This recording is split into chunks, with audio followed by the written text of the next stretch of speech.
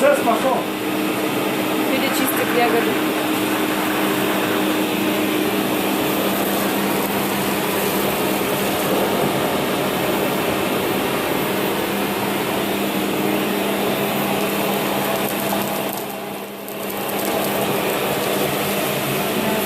На такой тазик уходит порядка 10 минут.